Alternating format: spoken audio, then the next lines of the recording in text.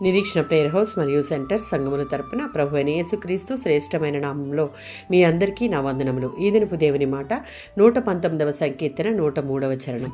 నీ వాక్యములు నా నోటికి తేనె కంటే తీపిగానున్నవి.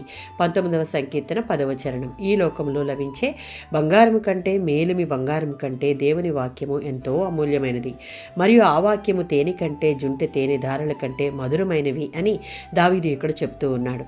సామెతల గ్రంథం 24వ అధ్యాయం 13-14 మరియు 16వ అధ్యాయం 24వ వచనంలో దేవుని మాటలు అనగా వాక్యము ఇంపైన మాటలు అనగా నైతిక ప్రోత్సాహాన్ని ఇచ్చేవి, నీతి న్యాయాలతో జీవించుటకు కావలసిన జ్ఞానాన్ని ఇచ్చేది.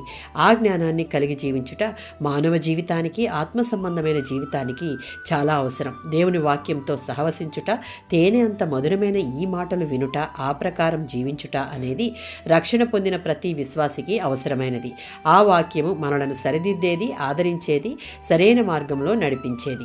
తేనె ఎట్టి రీతిగా బలాన్ని ఇస్తుందో ఆ వాక్యము మనలను బలపరుస్తుంది. తేనె త్రాగితే ఎంత రుచిగా ఉంటుందో దేవుని వాక్యం వలన వచ్చే జ్ఞానం మన ఆత్మకు అంత రుచిగలది. దానిని మన హృదయంలో ఉంచుకుంటే, దానిని అనుసరించి నడిస్తే మన జీవితానికి చాలా మంచిది. 119వ సంకీర్తన 72 మరియు 127 చరణాలలో ఇక్కడ కీర్తనకారుడు దేవుని సన్నిధిలో తన నైతిక లోపాలని ఒప్పుకుంటూ ఉన్నాడు.